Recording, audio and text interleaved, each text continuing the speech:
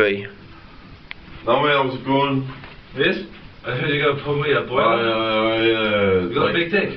There seems to be something lodged in it, like, I mean... Something lodged in it? Yeah, I can't Just get your screwdriver out. Yeah, just have a look, mate. Mate? I purely think it's going to be a completely innocent problem, you know. It'll probably just be something really simple, What the?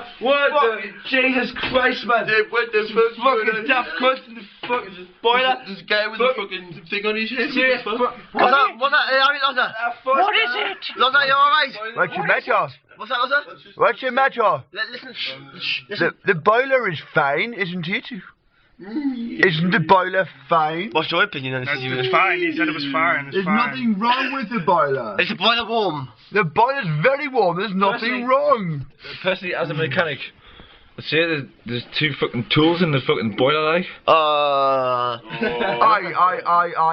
strongly suggest you move away from the boiler.